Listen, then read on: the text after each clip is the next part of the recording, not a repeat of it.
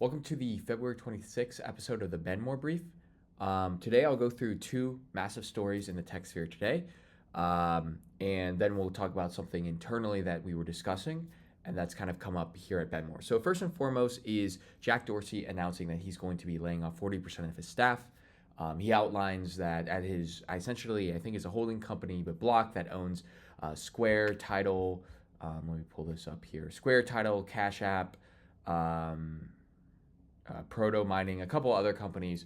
He's laying off 4,000 people, 40% of his staff. And his rationale is essentially like, I'm going to make this cut now. This is headwinds that we're seeing in the labor market. And he's saying that profitability is still up. And essentially, he's just saying that, I don't think he explicitly says it, but let me see if I can find this in the tweet exactly.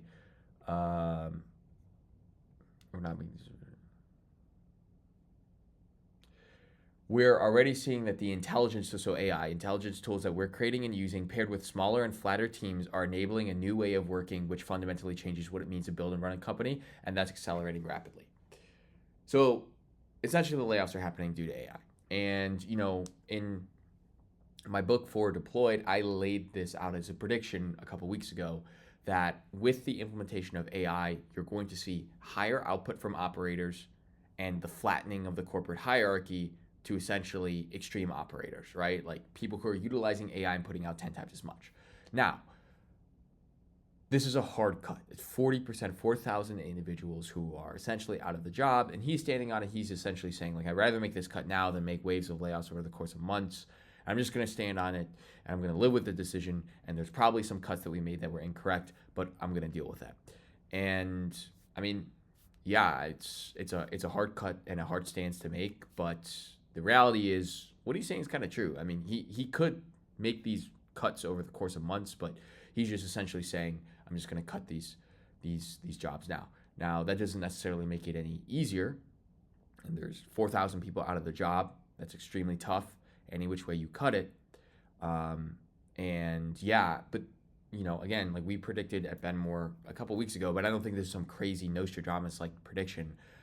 Essentially, if you're just looking at the way that AI is going, you're going to see essentially the flattening of the corporate hierarchy. And I think it's going to hit the tech sphere first.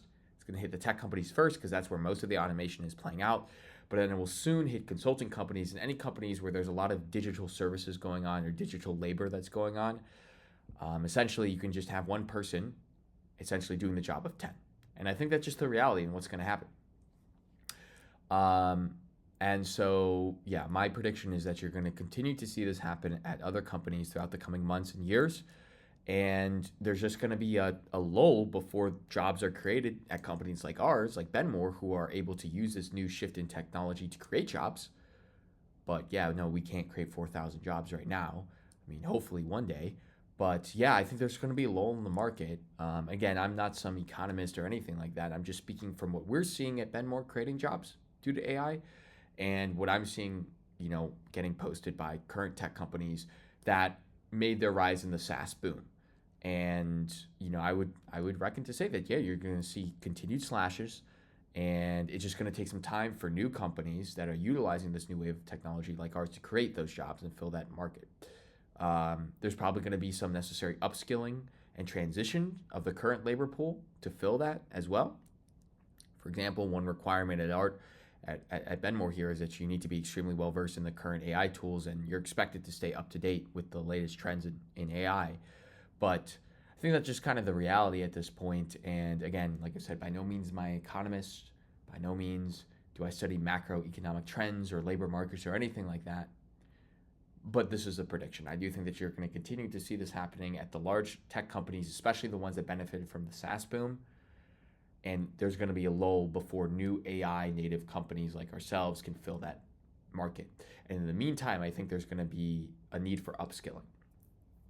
The second thing that I want to talk about is Dario's letter in relation to their negotiations with the U.S. government on the usage of Claude Code, the usage of Claude models and Anthropic models in defense. And basically what he outlines is that he's willing to protect essentially the U.S.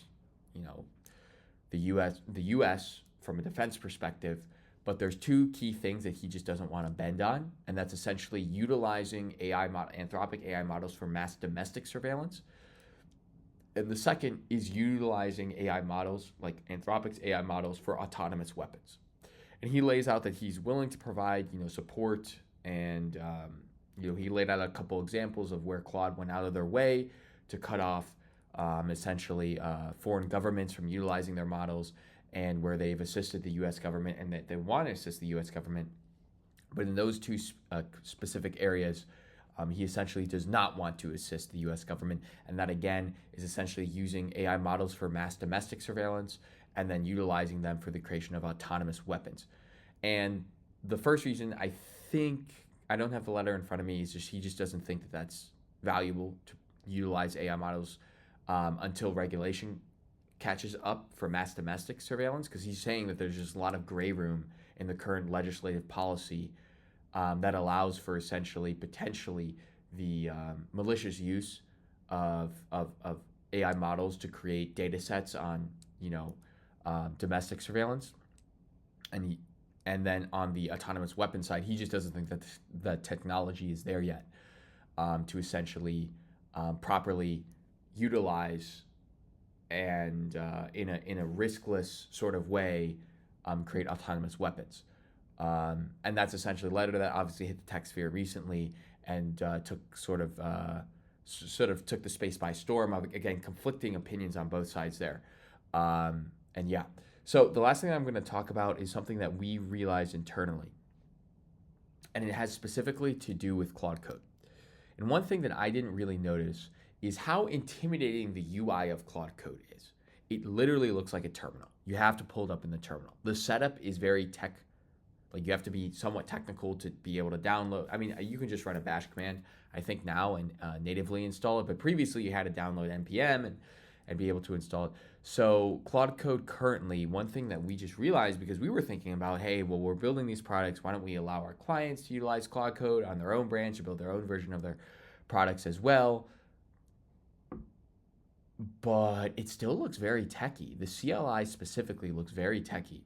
So one thing that I was thinking, and I don't know if Claude Code's they're kind of doing this with Cowork and whatnot, but making a more consumable version of Claude Code, maybe Claude on the desktop or something like that. I think that they have some, sort of products that do this, but I think that there's a decent amount of value in essentially just slapping a UI over Claude Code. Now, we're going to test this as we pilot sort of our AI consulting with a couple mid-market companies that we have relationships with in the coming weeks. But one of those key things that we're going to be doing with our mid-market companies is essentially, working with one of their staff members, basically catching them up to speed on how to utilize Claude Code and customizing Claude Code so that they can get the most output at their current job. But it's going to be interesting to see if there's any sort of reaction against utilizing Claude Code due to the intimidating factor of the UI. And if there is, I don't know how hard it would be for us to just spin up our own little mini product that essentially is just a better UI, but it's still functionally Claude Code. It's just a better UI on top of Claude Code. So that's just something interesting that, we'll have to navigate internally and see if there's pushback from non-technical people utilizing Claude Code or not. Anyways, I was going to keep it short today. Those are two of the key stories that just dropped. You can look at some of the other key stories scrolling at the bottom of the screen. But I do think that those are the two key ones that I saw hit my Twitter timeline that were huge. And again, just a quick little thing that we realized internally. Tomorrow we have Jason Ford coming on the show. And like I said, next Wednesday we have Jeremy Powers coming on the show. I'm very excited for our show tomorrow with Jason Ford, a senior mortgage broker at Bell Bank. Super tech native guy, and we'll talk kind of about his usage of AI, and then of course in a highly regulated space like banking, what the implications of using AI on his day-to-day on his day-to-day workflows is looking like. So we'll go from there, and I'll see you all tomorrow. Thanks.